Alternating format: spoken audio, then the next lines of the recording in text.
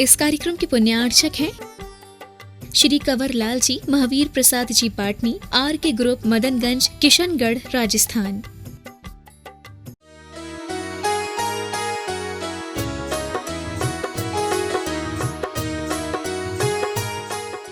हम भी देख लेते भाई, चलो कैसे ना कैसे कर तो रहे हैं कोई बात नहीं, आगरा तक ले जाना है तो कैसे ना कैसे ले तो जा रहे हैं। लेकिन आपको ये ध्यान रखना है कि हम इन तीर्थंकरों के चरित्र से भी कुछ सीखें।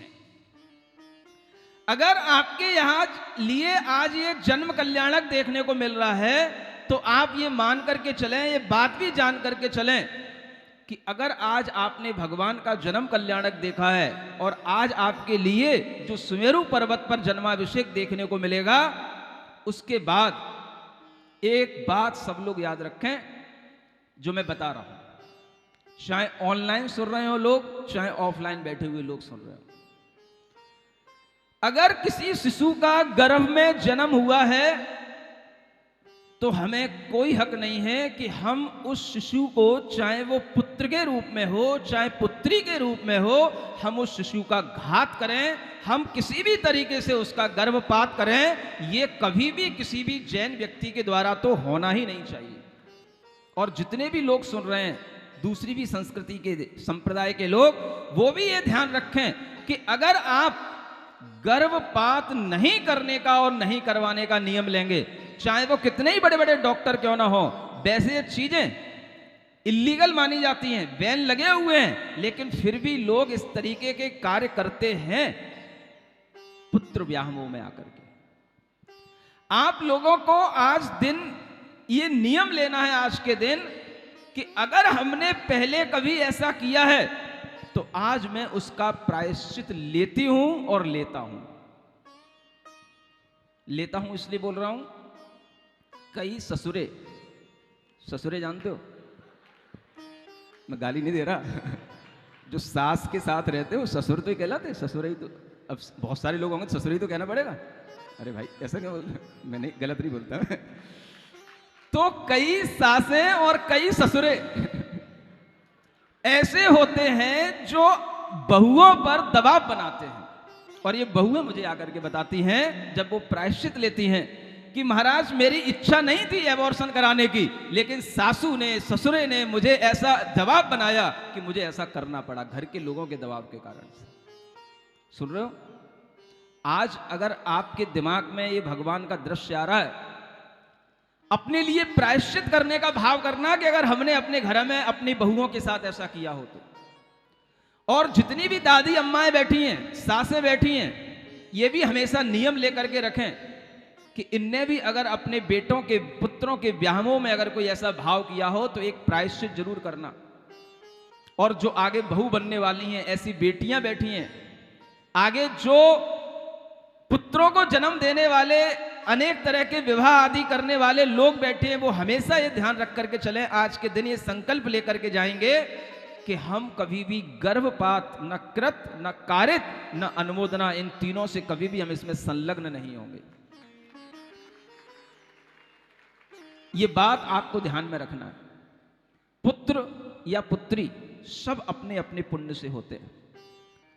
भगवान ऋषभदेव के घर में पुत्र भी थे और पुत्रियां भी थी, और उन्होंने सबको संस्कार दिए और सबके लिए उन्होंने धर्म का मार्ग बताया, और उन पुत्रियों ने भी नाम अमर किया। आज भी ब्राह्मी और सुंदरी पुत्रियों का नाम जाना जाता है संस्कृति के नाम पर। अगर ब्राह्मी लिपि चलती है, सबसे पुरानी लिपि, तो भगवान आदिनाथ की पुत्री ब्राह्मी के नाम पर ही चलती है। ये सब चीजें हमारे ज्ञान में होनी चाहिए कि हमें कभी भी कृत, कारित, अनुमोदना से इस तरह के कृत्य नहीं करना। और जिन्होंने इस तरह का कृत्य कर लिया हो तो आप कहो तो मैं सामूहिक प्रायश्चित बता दूं। अलग अलग मेरे पास मत आना, मेरे पास फुर्सत नहीं है। सुन रहे हो? हाँ, भगवान महावीर स्वामी की आराधना करना, वर्धमान स्तोत्र के माध्यम से 64 व्रतों को धारण करना, और भगवान वर्धमान स्वामी के नाम से वह 64 व्रत करके आप उसका प्रायश्चित लेना कि हे भगवान मेरी अज्ञानता से कृत्य हो गया, लेकिन आपके तीर्थ शासन में अगर मुझे ज्ञान प्राप्त हुआ तो अब मैं ऐसा कृत्य कभी नहीं करूंगा और मैं हमेशा इस प्रकार के हिंसा पाप से दूर रहूंगा। इस तरह की भावना करके उसका प्रायश्चित कर लेना। समझ में आ रहा? क्या करना? वर्धमान स्तोत्र के माध्यम से 64 व्रत कर लेना। और व्रत की विधि कोई ज्यादा कठिन नहीं है। अगर उपवास करते ना बने तो एकासन करके भी कर लेना। जिस दिन व्रत करना हो उस दिन पूरा विधान करना और उसमें जो माला लिखी हुई वो माला का जाप करना, बस आपके लिए वो व्रत कहलाएगा। और अगर आपको थोड़ा सा वर्धमान स्तोत्र का कुछ ज्ञान लेना हो तो ऑनलाइन क्लासें चलती रहती हैं, पढ़ लेना। अभी सुनने में आ रहा था कि आज या कल में परीक्षा होने वाली है और ऐसी परीक्षाएं वर्धमान भगवान के भी ज्ञान की हमें निरंतर मिल रही हैं, लेकिन यहाँ के लोग तो पारसनाथ की कथा में व्यस्त हैं, अभी वर्धमान भगवान का नाम कहाँ सुनेंगे। ध्यान रखें, सब चल रहा है, ज्ञान का वह विस्तार आपके सामने आ रहा है और इस तरह से इतने बड़े बड़े कलशों के माध्यम से वह भगवान का अभिषेक किए जाने की तैयारियां चल रही हैं। सौधर्म इंद्र बिल्कुल तैयार है, भगवान के सौंदर्य को देख रहा है। तब रूपस्य सौंदर्यम दृष्ट्वा तृप्ति मनापिवान द्वयक्ष शक्र सहस्राक्षो बभूवु बहु विस्मय। उस इंद्र को इतना विस्मय होता है कि वह 2 आंखों को 1000 आंखें बना लेता है भगवान के रूप सौंदर्य को देखने के लिए। और ये स्तुति आचार्य समंतभद्र महाराज जन्म के समय की भी भगवान की स्तुति कर रहे हैं। जब आचार्य समंतभद्र महाराज जन्म के समय की इतनी स्तुति कर सकते हैं तो क्या मैं छोटा सा नन्ना सा मुनि महाराज भगवान के रूप सौंदर्य की और भगवान की महिमा की, भगवान के पंच कल्याण की स्तुति नहीं कर सकता? शायद आपके मन में प्रश्न आ रहा हो कि महाराज आपको जन्म कल्याणक से इतना क्या लेना देना है, इसलिए समाधान दे रहा हूं। समझ आ रहा? क्योंकि बुद्धिमान लोग बहुत होते दुनिया में और सारे बुद्धिमान यहीं से पैदा होते हैं। ये आगरा की भूमि बुद्धिमानों की भूमि है और यहीं पर आकर के मैं बैठा हूं और यहीं पर आपको ये बुद्धिमानों के द्वारा जो लिखे गए कुछ अच्छे काव्य वो सुना रहा हूं। बाकी के जो बुद्धिमान हैं वो अपने अपने तरीके से क्रिटिसाइज करना कुछ करना करते रहेंगे, उनकी कोई चिंता नहीं है। लेकिन अपने को अब तैयार होना है कि भगवान पारसनाथ को अब हमें देखना है कि वो कहाँ विराजमान है। वो सुमेरु पर्वत पर पांडुक शिला पर विराजमान है। इंद्रों के माध्यम से लाइन लगी हुई है और सौधर्म इंद्र बिल्कुल तैयार बैठा है। घड़ा बड़ा कलश, स्वर्णमयी कलश जिसमें अनेक तरह की मोतियों की मालाएं, कल्प वृक्षों की मालाएं उसमें लगी हुई हैं, अनेक तरह की झंझन बजने वाली घंटियां जिसमें लगी हुई हैं और ऐसा सजा हुआ पूरा का पूरा कलश है। कहाँ है? श्रद्धा की आंखों से देखो। किससे देखना है? हाँ, इसलिए कह रहा था आपको मनोरंजन ही नहीं कराता हूं, उसके साथ पूरा ज्ञान देता हूं भीतरी। इसलिए भूमिका बना रहा था, श्रद्धा की आंखों से देखोगे। यहां आपको जो दिखे दिखे, लेकिन आपको क्या दिखना चाहिए दूसरी आंख से जो हमने आपको दे दी है, भीतरी आंख। उससे क्या देखना कि वास्तव में कितना 8 योजन गहरा 1 योजन मुख को लिए हुए और वह कलश ढोरने की तैयारी हो रही है। मंगल भवन अमंगल हारी, पारसनाथ जगत हितकारी, सुख संपत सब ही घर आवे। पारस कथा भविक जन गावे। जब वह इंद्र तैयार है, खड़ा हो जा। इंद्र जब तैयार हो जाता है तो अपनी 2 भुजाओं को भी 1000 भुजाएं बना लेता है। यहां लिखा हुआ है और 2 लाइन के बाद ही बस आपके सामने वो अभिषेक देखने को आएगा। सहस भुजा सुरपत तब करी, भूषण भूषित शोभा भरी, इस अवसर हरि भूषणांग सुर। तरुवर जीव। देखो, सुर को हरि कहा जाता है, सौधर्म इंद्र को ही हरि हर, ये सब देवों के नाम हैं। हरि हर ये देवों के नाम हैं। और जो तीर्थंकरों की पूजा करते हैं, ऐसे देवादिदेव वो तीर्थंकर होते हैं। और जो देवों की पूजा जो देव उनकी पूजा कर रहे हैं वो देव ये हरिहर आदि नामों से जाने जाते हैं।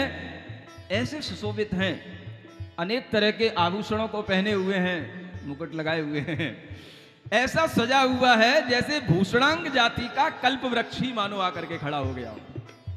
ऐसा वह सौधर में इंद्र सजा हुआ है। कलश हाथी हर लीने जागे, भाजनांग सम शोभाता में, 3 बार कीनो जयकार। सो धारण मन उचारे। 3 बार उसने जयकार की और फिर कलश का उठा करके उसने भगवान के सिर पर ढोया। पारसनाथ भगवान की, पारसनाथ भगवान की, पारसनाथ भगवान की। दलन दिन तप लक्ष्मी भरतार, ते पारस परमेश मुझ, हो सुमति दातार। वामानंदन कल्पतरु, जयो जगत हितकार। मुनिजन जाकी आश करी, जाचे शिव फल सार। जाचे शिव फल सार।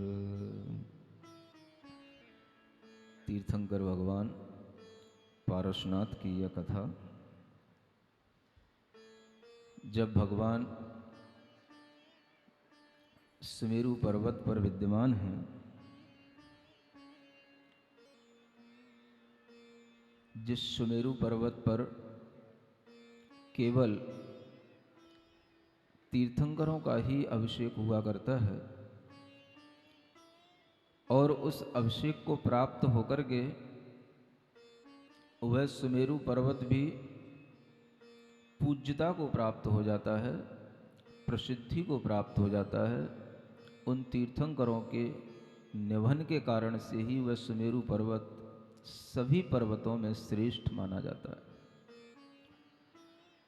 भगवान जहाँ पर विराजमान हुए हैं, एक नन्हा सा 1 दिन का ही जन्मा हुआ वह बालक, और उसके लिए चतुर्निकाय के देवों की यह महान संख्या, जिसके माध्यम से वह असंख्य देवों के द्वारा पूजित हो रहे हैं, स्तुति को प्राप्त हो रहे हैं। वह सुमेरु पर्वत जो सभी पर्वतों में श्रेष्ठ माना जाता है, जिसके बारे में आपको भी कल बताया था, उसी पर्वत से सभी प्रकार के ज्योतिष मंडल की दिशाओं का परिज्ञान होता है। जम्बू द्वीप का दिशा विभाजन भी उसी पर्वत के माध्यम से होता है। उस पर्वत के इस ओर दक्षिण भाग कहा जाता है और उस ओर उत्तर भाग कहा जाता है। उस सुमेरु पर्वत जो बीचों बीच में मध्य में स्थित है जम्बू द्वीप के,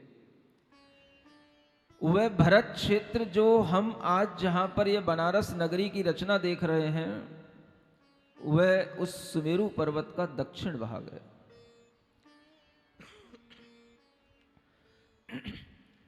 वह सुमेरु पर्वत का सबसे निचला वन, जिसे हम भद्रशाल वन कहते हैं, उसके 500 योजन ऊपर जाने पर नंदन वन आता है। और उस नंदन वन की चारों दिशाओं में भी 4 जिनालय होते हैं, और उन जिनालयों में जो 108 जिनबिंब रखे हुए होते हैं, वो भी अनादि निधन होते हैं। उनकी शोभा भी अद्भुत होती है।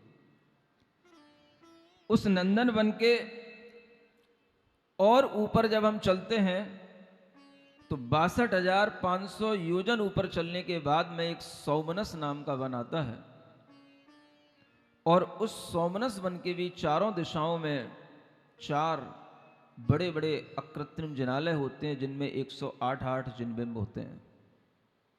आप सोचें कि ये बेटा, ये बालक कौन सी जगह पर जाकर के बैठा है, जहां इस सुमेरु पर्वत में चारों दिशाओं में 4 वनों में ये जिनालय बने हुए हैं, और उन जिनालयों के भी सबसे ऊपर स्थित उस सोमनस वन के भी और ऊपर जब हम 36,000 योजन ऊपर जाएंगे तब पांडुक वन पड़ेगा, और उस पांडुक वन के भी ऊपर पांडुक शिला पर वह बालक, एक दिन का बालक, वह उतने उच्च स्थान पर जाकर के बिठाया जाता है। आप इस बात का विचार करें। और वह बालक, कल जब आपने देखा कि सुमेरु पर्वत के इतने उच्च स्थान पर बैठा है, पांडुक शिला पर बैठा है, अर्धचंद्राकार जो पांडुक शिला है ईशान दिशा में, वहीं पर भरत क्षेत्र के सभी तीर्थंकरों का अभिषेक किया जाता है, और केवल तीर्थंकर ही उस शिला पर बैठ सकते हैं। ऐसी वह पवित्र शिला इतनी ऊंचाई पर बैठकर के उस बालक का नमन हुआ, और आपने देखा एक एक योजन मुख वाले, 8-8 योजन गहरे उन बड़े बड़े कलशों से वह सौधर में इंद्र ने अभिषेक किया। इसको जन्माभिषेक कहा जाता है। अलग अलग तरह के अभिषेक हुआ करते हैं, और आगम में 4 प्रकार के अभिषेक प्रसिद्ध हैं। एक जन्माभिषेक कहलाता है, जो तीर्थंकरों के जन्म के समय पर हुआ करता है। एक दूसरा राज्याभिषेक होता है, जब वह वयस्क अवस्था में, यौवन अवस्था में राज्य पद को ग्रहण करते हैं, तब उनका अभिषेक किया जाता है, वह राज्याभिषेक कहलाता है। फिर एक तीसरा अवसर आता है, जब वह तपः कल्याण को प्राप्त होते हैं, तब उनका एक दीक्षाभिषेक होता है। और उसके बाद में जब वह अरिहंत बन जाते हैं, तो फिर अरिहंत बनने के बाद में उन अरिहंतों की प्रतिमाओं का एक अभिषेक होता है, जिसे प्रतिमा अभिषेक कहा जाता है, जो हम सभी लोग किया करते हैं। ऐसे 4 प्रकार के अभिषेक आचार्यों ने कहे हैं। और इस तरह के अभिषेकों में कल आपने देखा कि एक तरफ तो इस कथा के माध्यम से आपको जन्माभिषेक दिखाया जा रहा था, और एक तरफ आप प्रतिमाभिषेक कर रहे थे, और इन दोनों का समायोजन बड़ा ही सुंदर प्रतीत हो रहा था। ऐसा समायोजन जिसको देख करके सभी लोग आह्लादित हुए। आगरा नगर के लोगों ने, जो भी बाहर के आने वाले लोगों ने यहां बैठ करके उस दृश्य को देखा, सभी को लगा कि अभिषेक तो हम बहुत बार देखते हैं, बहुत बार करते हैं, लेकिन इतनी महिमा के साथ में वह अभिषेक होता है, यह हमें पता नहीं था। और हम सारी प्रतिकृतियां उसी की बनाते हैं। जब भी हम जिनाभिषेक करते हैं, प्रतिमाभिषेक करते हैं, तो हम एक सुमेरु पर्वत की रचना बनाते हैं, और एक सुमेरु पर्वत चांदी का किसी भी तरह का आपके पास में होता है, और उसी उच्च स्थान पर हम वो प्रतिमा रखते हैं, और वहीं पर उस पांडुक शिला की रचना करके सभी प्रकार के मंत्रों से प्रतिष्ठित करके हम हमेशा इसी प्रकार के उच्च भावों से भगवान का अभिषेक किया करते हैं। लेकिन जब तक हमें ज्ञान नहीं होता, भावों में भी ऊंचाइयां आ नहीं सकती हैं। उच्च विचार तभी आते हैं जब हमारे अंदर ज्ञान की उच्चता हो, और ज्ञान की अगर ऊंचाइयां आपको देखना है तो आप देख सकते हो, जितना भी दुनिया में श्रेष्ठतम है वो सब हमें जैन दर्शन के माध्यम से बताया जा रहा है। दुनिया में सबसे ऊंचा पर्वत क्या है, दुनिया में सबसे ऊंचा व्यक्तित्व क्या है, दुनिया में सबसे ऊंचा देव क्या है, और दुनिया में सबसे ऊंची प्रभावना क्या है, उत्सव क्या है, इस सब आपको यहां बताया जा रहा है। जब आप प्रतिमाभिषेक भी करें तो अपने अंदर ऐसे ही उच्च श्रेष्ठ भावों को बना करके करें। ऐसा नहीं कि आपने प्रतिमा ली और उठा करके किसी भी बर्तन पर रख दी, और उसके बाद में आपने कलश ढोर दिया, हो गया अभिषेक। आपके कुछ भाव ही कहां बने। जब तक भाव नहीं बनेंगे तब तक कोई पुण्य नहीं लगेगा। तस्मात् क्रिया प्रतिफलंति न भाव शून्य। भाव शून्य लोगों की कभी क्रियाएं प्रतिफलित नहीं होती हैं, ये आचार्यों ने कहा है। इसलिए भावों को उच्च बनाना, विचारों को उच्च बनाना, और वह भाव और विचारों की उच्चता तभी होती है जब हमें कुछ ज्ञान होता है। ये ज्ञान जो आपको दिया जा रहा है, इसे आप बना करके रखें। ये कल्याणक तो थोड़े समय में होकर के चले जाएंगे, लेकिन आपका ज्ञान, आपके विचार हमेशा उच्च बने रहने चाहिए। और जब जब आप भगवान का प्रतिमाभिषेक करें, तब तब आपको याद आना चाहिए कि मैं सुमेरु पर्वत पर भगवान का अभिषेक कर रहा हूं, मैं इंद्र हूं, देव हूं। ऐसा उच्च भाव आना चाहिए। उस उच्च भाव से ही आपके अंदर यह भाव आएगा कि हम दुनियादारी के जितने भी अशुभ विचार लेकर के चलते हैं, जब हम भगवान के पास पहुंचते हैं तो सारे वो नेगेटिव थॉट्स, जितनी भी नेगेटिव एनर्जी, एनवायरनमेंट, जितना भी नेगेटिव हमारे पास होता है, उस सब से बच करके हम जब ऐसे उच्च स्थान पर पहुंच जाते हैं तो वहां पर शुद्ध सात्विक ऊर्जा ही हमें उपलब्ध होती है। इसलिए आप ये ध्यान रखना, जितना आप जमीन पर रहोगे, जमीनी लोगों के साथ रहोगे, जमीनी हलचलों में अपना जीवन व्यतीत करोगे, उतना आपके लिए बहुत ज्यादा टेंशन, अनेक तरह के स्ट्रेस, डिप्रेशन, बीमारियां सब कुछ होंगी। और जितना आप जमीन से ऊपर उठोगे, जितना आप ऊंचाइयों पर चल करके भगवान के बारे में सोचोगे या भगवान के दर्शन करने के लिए जाओगे, उतना ही आपका ये सारा संसार का वातावरण नीचे छूट जाएगा। और ऊपर जाने के बाद में आप जितनी ऊंचाई पर ऊपर बैठोगे, जितनी ऊंचाई पर ऊपर पहुंचोगे, आपके लिए नीचे की नकारात्मक ऊर्जाएं सब छूट जाएंगी। ये एक वास्तु विज्ञान है। आप पूछते हो कि भगवान पारसनाथ इतने ऊंचे जाकर के क्यों बैठ गए? सांवलिया पारसनाथ शिखर पर भलो विराजो जी, वहां जाकर के क्यों विराजो जी? सुमेरु पर्वत पर जाकर के अभिषेक क्यों कियो जी? छोटे मोटे काम नहीं करते बड़े बड़े लोग। ये तीर्थंकर हैं, ये महापुरुष हैं, इन्हें कुछ कहना नहीं हो रहा है, इनके साथ अद्भुत हो रहा है, ये इनके पुण्य से हो रहा है। लेकिन वह देवराज सौधर्म इंद्र भी उन तीर्थंकर बालक को उतने उत्कृष्ट स्थान पर लेकर के गया कि अनेक बीच में कुलाचल पर्वत मिलते हैं, हिमवन, महाहिमवन, निषद, नील, किसी पर नहीं बिठाया। कहां बिठाया? वो सब तो 100-100, 200 योजन के, वो ले गया 1,00,000 योजन ऊपर, और वहां जाकर के उस तीर्थंकर बालक को बिठाया। जितना ऊंचा हम अपने भगवान को बिठाएंगे, जितना ऊंचा हम अपने गुरु को बिठाएंगे, उतने ही ऊंचे उनके भक्त भी बनेंगे। यह भी एक वास्तु विज्ञान है, ध्यान रखना। इसलिए आपने देखा होगा कि जैन जगत में जो भी मंदिर बनते हैं उनमें भगवान को उच्च स्थान दिया जाता है, गुरु को उच्च स्थान दिया जाता है, और उनको उच्च स्थान देने के बाद में सेवक वह स्वयं उच्च स्थान बनाता है, लेकिन उनके चरणों में बैठ जाता है। आप उच्च स्थान पर बैठिए, मैं आपके चरणों में बैठ करके ही शोभित हो रहा हूं।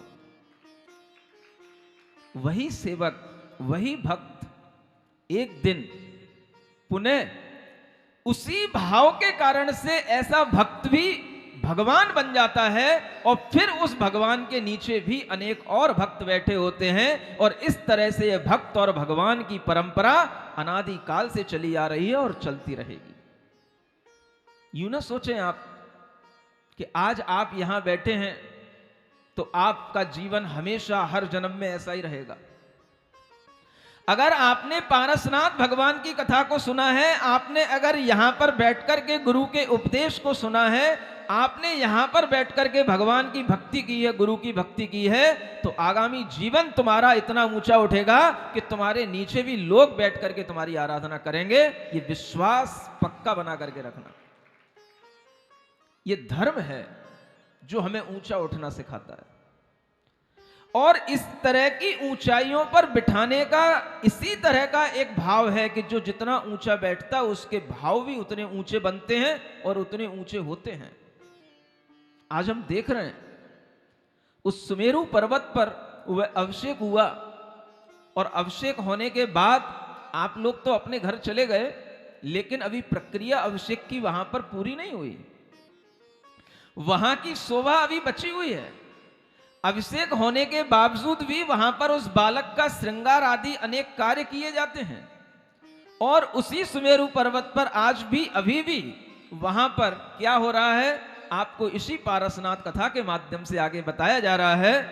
मंगल भवन अमंगल हारी, पारसनाथ जगत हितकारी, सुख संपत सब ही घर आवे, पारस कथा भविक जन गावे, सौधर्मपति अभिषेक कारण नौन पीठ सुदंशनो गंधर्व गायन निरत कारक अपक्षरा जन शंसनो पंचम पयो निध नौन कुंड असंख सुर सेवक जहां इस जन्म मंगल की बढ़ाई कहन समरथ बद कहाँ। देखिए आप विचार कीजिए, एक दिन का जन्मा हुआ बालक इतना बड़ा सुदर्शन सुमेरु पर्वत सौधर्म इंद्र जैसा इंद्र, गंधर्व देव वहां पर गाने वाले और निरंतर सुंदर सुंदर अप्सराएं वहां पर नृत्य करने वाली, पांचवा पयोनिधि यानी पंचम समुद्र का क्षीर सागर का वह नभन के लिए लाया गया जल और असंख्यात देव वहां पर सेवक बनकर के खड़े हैं। ऐसे उस बालक का जन्म के पहले दिन का यह रुतबा है, तो आगे क्या होगा? रुतबा समझते हो? जानते हो ना? क्या बोलते हो? रुतबा कहो, जलवा कहो, और क्या बोलूं? तहलका भी इसी को कहा जाता है। जिसने तीनों लोक में तहलका मचा दिया हो, सारे देवों को इंद्रों को हिला दिया हो, इससे बड़ा तहलका मचाने वाला दुनिया में और कौन होगा? इसलिए आचार्यों ने कहा है कि जब तीर्थंकर का जन्म होता है तो त्रिलोक क्षोभ कर्म, तीन लोक में क्षोभ उत्पन्न हो जाता है। क्षोभ क्या होता है? हिल जाना। जैसे समुद्र के पानी में हवाएं चलने से क्षोभ उत्पन्न हो जाता है, ऐसा ही सारा जनमानस हिल जाता है। कौन आ गया? क्या हो गया? ऐसी महिमा जिस पुत्र की, जिस बालक की जन्म के पहले दिन से चलती है, उस महिमा का आगे आपके लिए वर्णन किया जा रहा है कि जब वह जन्म का नौहन तो हो गया, लेकिन नौन पूरण की विधि कैसे होती है और कैसे वह नहन होने के बाद में और क्या होता है, वो आगे आपको बताया जा रहा है। पूरे मनोभाव के साथ में इस विवरण को सुनने की कोशिश करेंगे। मंगल भवन अमंगल हारी, पारसनाथ जगत हितकारी, जन्म नौन विधि पूरण भई, सकल सुरासुर देवन भई। अब इंद्राणी जिनवर अंग, निर्जल कियो बसन सुचि संग। कुकुमा दिलेपन बहुले, प्रभु के देह विलेपन किए। इह शोभा इस अवसर मांझ, हुई साँझ, और सिंगार सकल यह कियो, तिलक त्रिलोकनाथ के दियो। मणिमय मुकुट सची सिर धरो। चूड़ामणि माथे विस्तरो। अब यह सची इंद्राणी के माध्यम से उन जिनेंद्र भगवान, उस जिनवर बालक के अंग को निर्जल किया गया, यानी कि उसका प्रक्षालन किया गया। सुची वस्त्र के माध्यम से उसका प्रक्षालन करने के उपरांत उसके ऊपर कुमकुम आदि का लेपन किया गया और अनेक प्रकार के महत्वपूर्ण महंगे विलेपनों के माध्यम से, जो केवल उन तीर्थंकरों के लिए ही होते हैं और इंद्र उन्हें अलग से इसीलिए बना करके रखते हैं कि ये केवल इसी शुभ अवसर पर काम आएंगे। ऐसे अनेक तरह के विलेपन करने के बाद में उस बालक का श्रृंगार किया गया और उस त्रिलोकीनाथ के लिए तिलक लगाया गया, मणिमय मुकुट पहनाए गए और सची ने उनको अपने सिर पर धारण करके उनके लिए चूड़ामणि भी पहनाई, उनकी आंखों में अंजन दिया। लोचन अंजन दियो अनूप, सहज स्वामी दृढ़ अंचित रूप। मणिकुंडल कानन विस्तरे, त्रिलोचन सूरज अवतरे। कंठ कंठिका मोती हार, मुक्तामणि झूला उनहार। भुज भूषण भूषित भुज करी, कटक मुद्रिका शोभित खरी। आंखों में अंजन लगाया गया, जो स्वयं ही अपने दृष्टि को निरंजन भाव में धारण किए गए हैं, उनकी भी आंखों में सची ने केवल लौकिक व्यवहार के लिए उनकी आंखों में अंजन लगाया। अंजन लगाने से शोभा बढ़ती है उनकी, जिनके आंखों में शोभा नहीं होती है। लेकिन जिनकी आंखें स्वयं ही शोभित हो रही हो, उनकी आंखों में अंजन लगाने से केवल सची ने अपना नियोग पूरा किया है। उनकी सुंदरता तो पहले से ही बहुत बढ़ी हुई है। जिनके कानों में मणियों के कुंडल विस्तार को प्राप्त हो रहे हैं, मानो चंद्र और सूर्य दोनों गोल गोल वह नव में जो आकृति तेज पुंज आकृति होती है, वो उनके कानों में आकर के कुंडल के रूप में स्थित हो गई। कंठ में कंठिका है, मोतियों का हार है, और भुजाओं में आभूषण हैं, जिन्हें अनेक तरह के कटक आदि आभूषणों के नामों से जाना जाता है। और उनके उंगलियों में मुद्रिका अंगूठी भी शोभित की गई। कमर में भी उनके लिए आभूषण पहनाए गए। कटिभूषण की नो कटि थान, मणिमय क्षुद्र घंटिका वान। पगने वर पहराए सारे, जिनमें रतन झलक झनकार। आप शोभा देखें कि वह नील वर्ण की आभा वाले, जिनकी शोभा के बारे में भी अलग अलग विद्वान अलग अलग कहते हैं। कोई उन्हें हरा वर्ण का कहते हैं, कोई उन्हें नील वर्ण का कहते हैं, कोई उन्हें श्यामल वर्ण का कहते हैं, पता नहीं कौन सा वर्ण था उनका। और ऐसी नीली हरी आभा वाले देह को धारण करने वाले उन पारसनाथ शिशु का जब कटी माने कमर के ऊपर जब उनको आभूषण पहनाए जाते हैं, जिसमें कि कमर में झल्लरें लगी होती हैं, क्षुद्र छोटी छोटी सी घंटियां बज रही होती हैं, पैरों में भी नेवर पहनाए जाते हैं जिसमें रतन लगे हुए होते हैं। और ऐसे जब अंग अंग सुशोभित होता है तो कवि को कहते बनता है, अंग अंग आभरण जत यह उपमा तिहि काल, सुर तरु सम शुभ सोहिए भूषण भूषित डाल। ऐसा लग रहा है कि जैसे आभूषणों से सुशोभित कोई डाली ही, वृक्ष की डाली ही सुशोभित होकर के घूम रही है, चल रही है। और इस तरह से वह सची इंद्राणी उस बालक को अपने हाथ में लेकर के इधर उधर ले जा करके वैसे ही घूम रही है जैसे आप मोबाइल लेकर के इधर उधर छतों पर घूमा करते हैं। उसका मन नहीं एक जगह टिक रहा है, इसलिए वो चल रही है।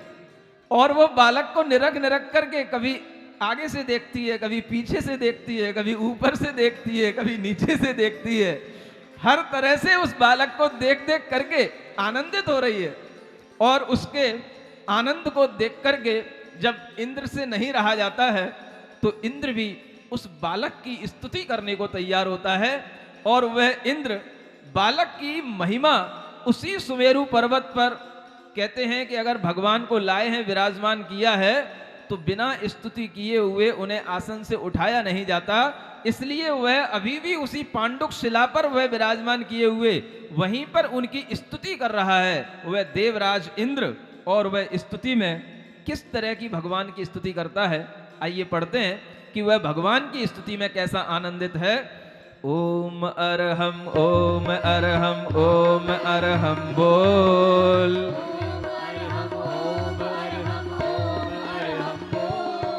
सभी कार्य की सिद्धि से तू पहले इसको बोल, सभी कार्य की सिद्धि से तू पहले इसको बोल। तब इंद्रादि लगे थुति करन, जय जिनवर सब आरत हरन। त्रिभुवन भवन दीप उल्हारे, धन्य देव तेरो अवतार। जय श्री अश्वसेन बुलचंद, वामानंदन ज्योति अमंद। तुम सागर के वरदनहारे, सब जग से शांति दातारे। तुम जग भ्रमनासन अवतरे, हमसे दास महासुख भरे। फिर रवि उदय तिमिर जो जाए, जैसे कमल बाग विकसाए। मिथ्या मत रजनी अति घोर, भूसे कर्म कुलंगी चोर, जो प्रभु जन्म प्रभात न खाए, तो किन प्रजा बसे सुर पाए। ये अनादि संसारी जीव, बिलखे भवगत गृषे अतीव। जो दुख मेटन दया निधान, राजवेद जन में भगवान। राजवैद्य जन में भगवान, राजवैद्य जन में। में भगवान। इंद्र स्तुति करता है उस बालक की। आप सोच सकते हैं कि एक दिन का बालक कितना सुन रहा होगा। सब सुन रहा है, उसके कान बहुत बड़े हैं। कान बड़े नहीं होते हैं, ज्ञान बड़ा होता है, क्योंकि ज्ञान अगर भीतर से बड़ा हुआ हो तो कानों से सब सुनाई पड़ता है। और जिसके पास मति ज्ञान सर्वोत्कृष्ट है, श्रुत ज्ञान है और अवधि ज्ञान जिसके पास में है, वह इंद्र भी थोड़ी सी गलती नहीं कर सकता है, क्योंकि उसे पता है कि मैं अगर थोड़ी सी भी गलती करूंगा तो उन्हें अपने अवधि ज्ञान से भी सब कुछ दिखाई देगा, तो वो मेरे लिए बहुत बड़ा अभिशाप हो सकता है। वह इंद्र भगवान की प्रार्थना करते हुए कहता है, हे अश्वसेन रूपी कुल के चंद्रमा, वामा के नंदन, आप तो सुख सागर को बढ़ाने वाले हैं, सारे जगत में श्रेयस्कर शांति को देने वाले हैं। हे भगवान, आपने जो इस जगत में जन्म लिया है, यह जन्म ही केवल आपके लिए इतना महत्वपूर्ण है कि आपका यह जन्म ही अनेक भव्य जीवों के भ्रमों को दूर करने वाला, उनको नाश करने वाला है। और हम जैसे दास भी महासुख से जब भर रहे हैं, तो ये मनुष्य जो दीनहीन बने हुए दुनिया में बैठे रहते हैं, इनके लिए तो कितना सुख मिलेगा। ये केवल आपके दर्शन मात्र से इनको सुख की प्राप्ति हो जाएगी, इन्हें कुछ करना नहीं पड़ेगा। इन्हें केवल भगवान का दर्शन करना है, केवल आकर के पारस कथा में बैठना है, बाकी इनके सुख का पारावार अपने आप बढ़ता चला जाएगा। और जो इस तरह की भगवान आपकी स्तुति करता है, आपको देखता है, उसका सुख का पारावार, पारावार माने समुद्र, लहलहाता रहता है। इसीलिए कहा गया है, जिसने भी यह मंत्र पढ़ा, जिसने भी ये मंत्र पढ़ा, दुख सारा ही दूर किया।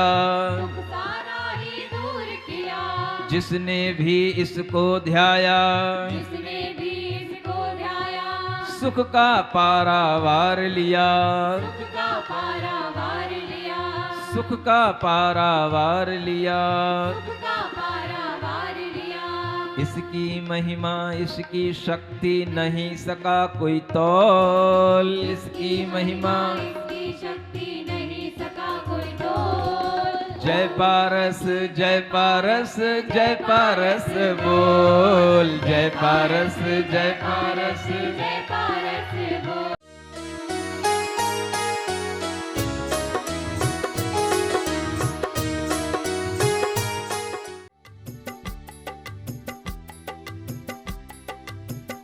इस कार्यक्रम के पुण्यार्चक थे श्री कंवर लाल जी, महावीर प्रसाद जी पाटनी, आर के ग्रुप, मदनगंज, किशनगढ़, राजस्थान।